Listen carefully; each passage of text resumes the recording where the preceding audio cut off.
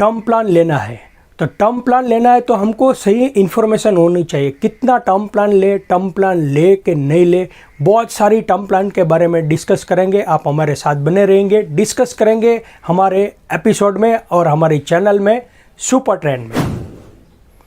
दोस्तों, जब भी हमारे पास पैसे होते हैं तब हम डिसाइड करते हैं कि इन्वेस्टमेंट करें, तो हमको पहला आइडिया आता है कि हम रियल एस्टेट में लगाए, गोल्ड ले ले, सिल्वर ले ले, कुछ भी करें, पर हमको कभी भी ये नहीं याद आता है कि हम इंश्योरेंस लें। और इंश्योरेंस में भी हमने किसी ने हमको पूछा आपके पास इंश्योरेंस है, तो बोलते हैं हाँ इंश्योरेंस है। कितना इंश्योरेंस है? लाख का होगा, 2 लाख का होगा। लाख का 2 लाख का इम्पोर्टेंट नहीं है, ये लाख 2 लाख सही में आपके लिए ज़रूरी है कि नहीं, कितना आपको इंश्योरेंस लेना चाहिए। और बहुत से लोगों को पूछते हैं कि आपके पास इंश्योरेंस है? हाँ बोलते हैं मेरे पास टर्म प्लान है। टर्म प्लान क्या करेगा? टर्म प्लान आप चलाएंगे, टर्म प्लान से क्या बेनिफिट होता है, टर्म प्लान का कितना इम्पोर्टेंट है, वो हम जानते नहीं है। बस किसी ने बोला टर्म प्लान लेना चाहिए तो ले लिया। या फिर ऐसी कंपैरिजन चलती है कि भाई ये जो आपके पास है दूसरी जो इन्वेस्टमेंट की जो फील्ड है, जैसे कि स्टॉक मार्केट है या फिर एफडी है या म्यूचुअल फंड है, तो आप क्यों ये इंश्योरेंस ले रहे हो? तो हम डर जाते हैं। हमने सोच लिया हाँ इससे तो यहाँ पे रिटर्न मिल रहा है और ये तो हमें मेरे मरने के बाद मिलेगा, तो फिर हम रुक जाते हैं। तो टर्म प्लान क्यों ज़रूरी है? और टर्म प्लान समझ लीजिए कि स्टॉक मार्केट आपको इन्वेस्टमेंट देगा, कितना इन्वेस्टमेंट देगा? वो रिटर्न दे रहा है अभी का अभी, पर मुझे कुछ हो गया तो ये टर्म प्लान कितना रिटर्न देगा वो आपने कभी कंपैरिजन की है? टर्म प्लान क्यों ज़रूरी है? फक्त ये जो हमारी हयाती है या फिर हम जी रहे हैं तब जो रिटर्न मिल रहा है वो ज़रूरी है, पर हम नहीं रहे तब भी हमारा घर परिवार को कोई प्रॉब्लम ना हो। मेरे पास एस्टेट है या फिर मूड़ी है, इतनी मैं नहीं रहा तो मेरे घर वालों को इतनी मिलनी चाहिए। बहुत सारी इन्फॉर्मेशन होती है। देखिए, आपको मैं ये जो डिटेल इन्फॉर्मेशन है मेरी एक्सेल शीट पे समझाता हूँ, तब आपको पता चलेगा। या फिर आपको मैं इसका जो प्रैक्टिकल आप कितना इन्वेस्टमेंट कर रहे हो, समझ लीजिए कि आपने 10,000 इन्वेस्ट किया स्टॉक मार्केट में या फिर आपने 10,000 इन्वेस्ट किया इंश्योरेंस में, तो क्या ज़रूरी है? दोनों समझिए, मैं आपको पूरी डिटेल कैलकुलेशन के साथ समझा रहा हूँ, क्योंकि आप देखिए ये स्टॉक मार्केट है, उसका भी अलग बेनिफिट है, अलग रिटर्न मिलता है, उसका भी अलग बेनिफिट है। और जब टर्म प्लान लेते हैं तो उसका भी अलग बेनिफिट है। ये हम जानते नहीं है, बस किसी ने बोल दिया टर्म प्लान लेना चाहिए तो ले लिया, या फिर कोई बोला स्टॉक मार्केट में करो तो वो कर दिया। पर ये जो दोनों करो तो क्या, किस तरह से, मुझे मेरी एज क्या है, मेरी इनकम क्या है, मुझे क्यों लेना है, कौन सा अच्छा है मेरे लिए, वो सब तय करना पड़ेगा। आइए हम डिटेल डिस्कस करते हैं। इसके पहले मैं आपको दिखा दूं मेरी वाइट स्क्रीन पे कैलकुलेशन, हम देखते हैं, दोनों की कंपैरिजन करते हैं। अब यहाँ पे देखिए इंश्योरेंस कंपनी का प्रीमियम दिखाया हुआ है और जो इंश्योरेंस कवर अप्रॉक्सीमेट 55 लाख यानी 55 लाख तक हमारा जो कवर करते हैं। तो वो जो कंपनी है इसमें हमने अप्रॉक्सीमेट 3 कंपनी ली है। जो एक कंपनी 8,000 के करीबन प्रीमियम चार्ज करता है, दूसरी कंपनी 11,000 के करीबन, तीसरी 6,000 के करीबन, यानी हमने अप्रॉक्सीमेट देखे ना तो 8,000 के करीबन प्रीमियम लिया हुआ है। जो प्रीमियम है वो एक आइडियल हम गिन ले, समझ लो कि 8,000 करता है तो 55 लाख मिलता है। यानी 55 लाख के सामने हम देखें तो रिटर्न कितना हुआ? अप्रॉक्सीमेट 700 के करीबन हमको रिटर्न मिलता है। तो ये देखिए प्रीमियम हमने जो पे किया है उसके सामने रिटर्न गिने तो 700 गुना है। ये जो 700 गुना है वो कोई अन्य इन्वेस्टमेंट के सामने हम कंपैरिजन हमें नहीं करना चाहिए, इसको अलग तरीके से देखना चाहिए। क्योंकि देखिए हमने इतना प्रीमियम भी पे नहीं किया होता और हमें कुछ हो जाए तो हमारे परिवार को 1 रुपया भी नहीं मिलता और हमारा परिवार बेचारा बन जाता है। तो ये सब बातों का ध्यान रख के हमें प्लान करना चाहिए कि इंश्योरेंस एक बेस है हमारा, इसलिए ये इंश्योरेंस सब लेते हैं और इतना रिटर्न देता है। और हम लोग कंपैरिजन करते हैं दूसरे इंस्ट्रूमेंट के सामने, ये ऐसे कंपैरिजन करना गलत बात है। इसलिए हम कहते हैं कि इंश्योरेंस है वो सभी को लेना चाहिए और इसका अलग ही फायदा है। और आपने देखा ना ये कैलकुलेशन, आपको पता चला कितना रिटर्न देता है। और बहुत से जो बिजनेसमैन है या जॉब करने वाले जो पर्सन है उनको मिलता हूँ तो उनको मैं पूछता हूँ कि आपने टर्म प्लान लिया, बहुत अच्छा किया आपने। तो वो बोलते टर्म प्लान का क्या है, बस मैंने ले लिया, पर वो तो मेरे मरने के बाद फ़ायदा करेगा। अरे मरने के बाद फ़ायदा करेगा वो बात नहीं है। समझिए, आप आपकी फैमिली को जो लव करते हैं, आप परिवार को चाहते हैं, तो आपको इंश्योरेंस लेना चाहिए। समझिए, अपने नहीं रहने के बाद उसकी लाइफ क्या होगी। आप चाहते हो कि आपके बच्चे काम करने जाए, आपकी वाइफ काम करने जाए, और कैसे काम करने पड़ते हैं वो आप देखेंगे फील्ड में, तब पता चलेगा कि हमारे जो अर्निंग कर रहा है, वो सैलरी कमाए के ला रहा है या बिजनेस कर रहा है, वो पर्सन नहीं रहे तो उस फैमिली की क्या हालत होती है। और मैंने तो बहुत सी जगह पे मैंने देखा है कि जो ओबेचुरीज होती है, जो स्मशान यात्रा निकलती है, तब मुझे फैमिली के लोग नहीं छोड़ते। मुझे पूछते मेरे अंकल के कितने का इंश्योरेंस था, मेरे पापा का कितने इंश्योरेंस था, सभी पूछने लगते। पहले पूछते इंश्योरेंस कितने का था। तो समझिए, ये रियलिटी है। इंश्योरेंस का महत्व है, क्योंकि उसको पता है कि मेरे पापा तो अब नहीं रहे, मेरा घर कैसे चलेगा, हम कैसे जिएंगे। तो ये सब बातें जान के आपको इनफ इंश्योरेंस लेना चाहिए। दोस्तों, इंश्योरेंस है वो फक्त ऐसा नहीं है कि मुझे इच्छा हुई तब मिल जाता है। उसमें भी आपकी हेल्थ अच्छी होनी चाहिए, आपका प्रोफेशन अच्छा होना चाहिए, तब आपको मिलता है। और इसमें भी जो टर्म प्लान आपने लेना तय किया तो उसमें मेडिकल फिक्स होता है, मेडिकल आता ही है, और फिर हम वो डेट पीछे जाने देते। मैं अभी लूँगा, मैं ये करूँगा, मैं 1 साल के बाद लूँगा, मेरी सैलरी बढ़ जाएगी बाद में लूँगा, मेरा अच्छी इनकम होगी उसके बाद लूँगा। करते करते करते हम लेते नहीं, कभी इंश्योरेंस भी नहीं लेते। टर्म प्लान की तो बात दूर रही। तो मेरी रिक्वेस्ट है कि आपकी हेल्थ अच्छी है, आपका अच्छा प्रोफेशन है, आप बचत कर सकते हैं, तो पहले इंश्योरेंस ले लीजिए।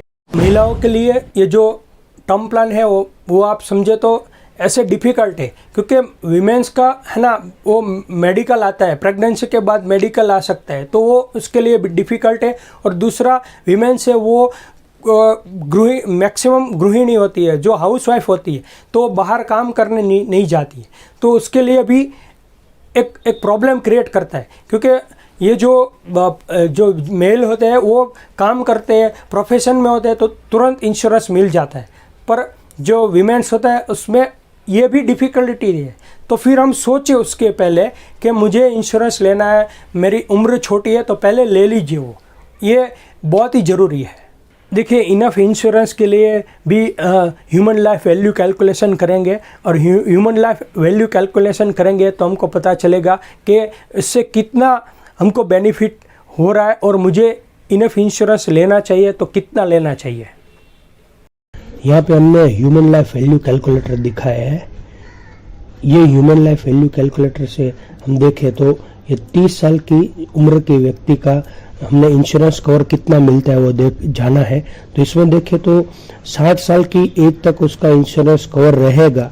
अभी की 30 की उम्र है उसका, और उसको कुछ उसकी इनकम देखें तो 8 लाख के करीबन उसकी हमने इनकम अप्रोक्सीमेट सोची है, और उसको एनुअल जो है ये कवर 1 करोड़ तक का मिल सकता है। और इसका देखिए कोई एग्जिस्टिंग लाइफ कवर है नहीं। उसके सामने हमने देखा है कि फाइनेंशियल जो माई सेविंग है, मीन्स उसके पास अभी तक 3 लाख के करीबन है उसके पास जो बचे हुए पैसे।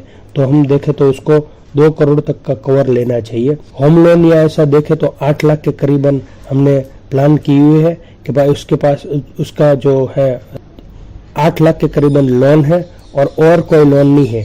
तो ऐसे टोटल कैलकुलेट करें हम लोग तो उसको 1 करोड़ तक का इंश्योरेंस की आवश्यकता है।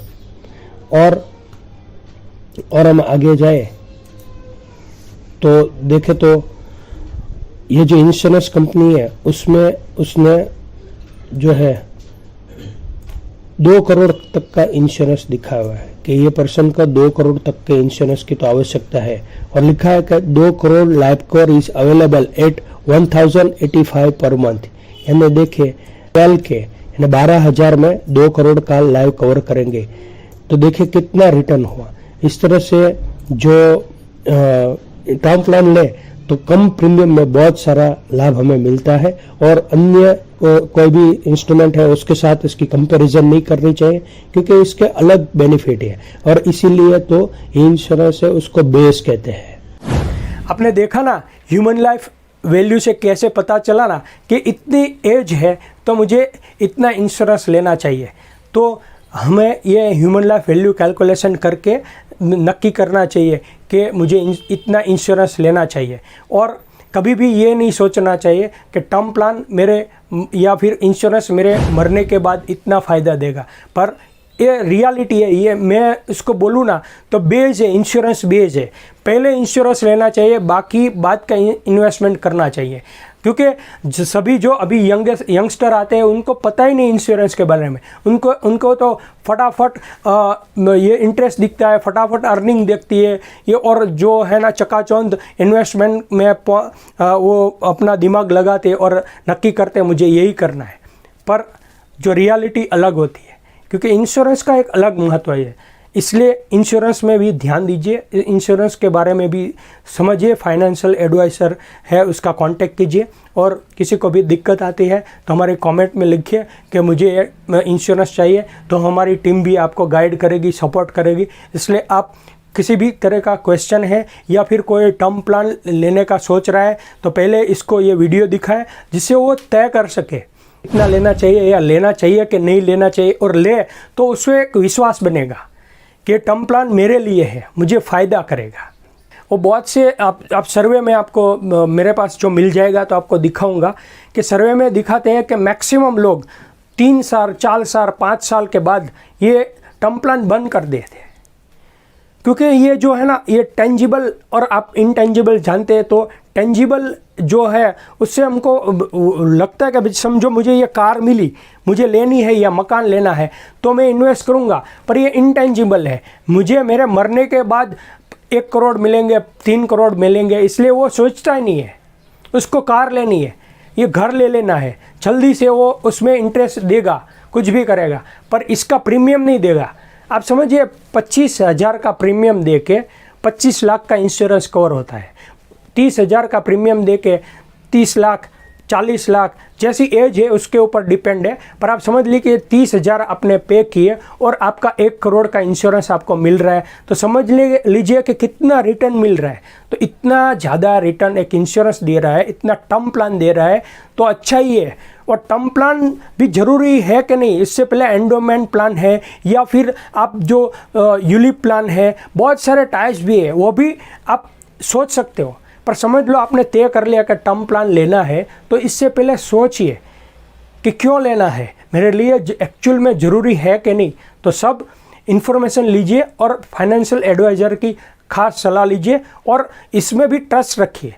जो दूसरे इन्वेस्टमेंट है ऐसे ही इंश्योरेंस एक बहुत ही बड़ा एक इन्वेस्टमेंट है, ऐसा एक भाव बनाइए, एक विश्वास करिए।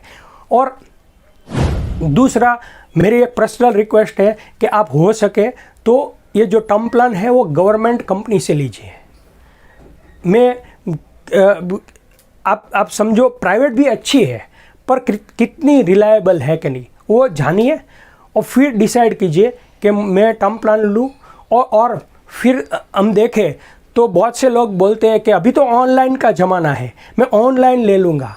तो ये जो इंश्योरेंस ले रहे हैं ना भैया मैडम, आपको मेरी रिक्वेस्ट है कि आप इंश्योरेंस ले रहे हैं तो मेहरबानी करके हो सके तो ऑनलाइन मत लीजिए, क्योंकि ऑनलाइन जो इंश्योरेंस लेने जाएंगे तो आपको वो पर्सन जानता नहीं है, और आप नहीं रहेंगे तब ये पैसे आपके फैमिली को मिलने वाले हैं, तो बीच में कोई बंदा होगा तो वो आपको ये पैसा पहुंचाएगा। बाकी ऑनलाइन वाले वहाँ पे बैठे हैं, जिसने आपको फैमिली को पहचाना नहीं है, आपको जानता नहीं है, वो बंदा कैसे पहुँचाएगा। और फिर भी समझ लो लिया है तो कोई बात नहीं, पर हो सके तो मेरी पर्सनल रिक्वेस्ट ये है कि आप फाइनेंशियल एडवाइज़र की सलाह लीजिए। और आपने प्राइवेट कंपनी का तय किया है कि मुझे प्राइवेट कंपनी से लेना है, तो भी आप थोड़ा जांच कर लीजिए कोई बात नहीं, पर टर्म प्लान लेने से पहले बहुत सी इन्फॉर्मेशन लीजिए और फिर इनफ टर्म प्लान लीजिए, इनफ इंश्योरेंस लीजिए। वैसा मैं बोलूँगा, टर्म प्लान लिया है तो भी बात नहीं, और इंश्योरेंस के प्रति आप विश्वास बनाइए और एक इन्वेस्टमेंट ही गिनिए जो आपका भविष्य सुधारेगा। और ये जो है इन्वेस्टमेंट की जर्नी, उसमें आप सफल बने, ऐसी शुभकामनाएं।